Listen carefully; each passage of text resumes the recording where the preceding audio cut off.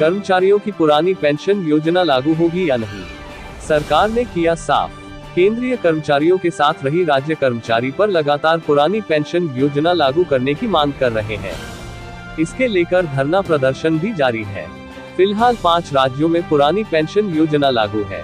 बीते दिन ही reserve bank ने ओल्ड पेंशन स्कीम के नुकसान गिनाते हुए राज्यों के चेताया था और पुरानी पेंशन योजना लागू न करने की सलाह दी थी।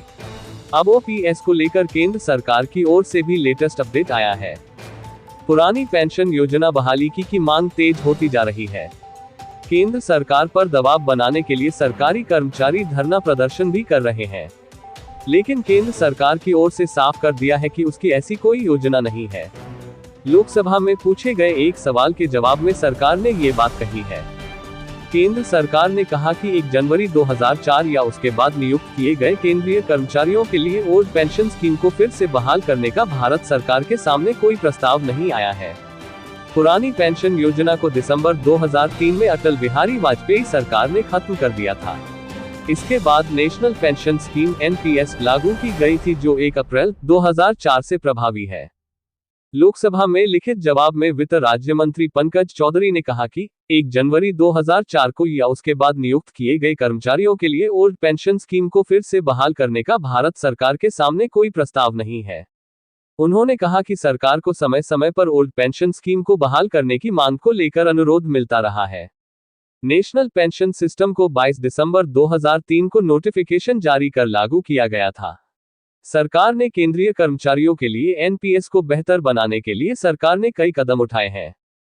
ओपीएस वर्सेस एनपीएस, चौधरी ने कहा, फाइनेंस सेक्रेटरी की अध्यक्षता में एक कमेटी का गठन किया जा चुका है। ये कमेटी एनपीएस के मौजूदा फ्रेमवर्क और ढांचे का अध्ययन कर रही है। वित्त राज्य मंत्री ने कहा कि राजस्थान, छत्तीसगढ़, झारखंड, पंजाब और हिमाचल प्रदेश की सरकारों ने ओल्ड पेंशन सिस्टम को बहाल किया है।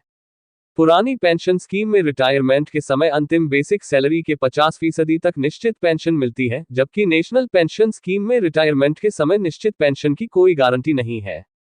इसी तरह पुरानी पेंशन योजना में पेंशन के लिए वेतन से कोई कटौती नहीं होती, जबकि एनपीएस में कर्मचारी के वेतन से कटौती होती है। एनपीएस में बदलाव करेगी सरकार। नेशनल पेंशन स्कीम एनपीएस में केंद्र सरकार इस साल के अंत से संशोधन कर सकती है, ताकि ये सुनिश्चित हो सके कि कर्मचारियों को रिटायरमेंट भुगतान के तौर पर उनकी अंतिम सैलरी का कम से कम 40-45% मिले। इसकी सिफारिश हाई लेवल पैनल ने की थी। मीडिया रिपोर्ट के अनुसार इस मामले से जुड़े 2 लोगों ने बताया कि फिलहाल इस मामले पर विचार किया जा रहा है। ये हो सकते हैं बदलाव।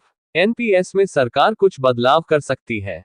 संशोधित पेंशन योजना मार्केट रिटर्न से जुड़ी रहेगी, लेकिन सरकार कर्मचारी की आखिरी सैलरी का कम से कम 40% देने के सिस्टम पर काम कर सकती है।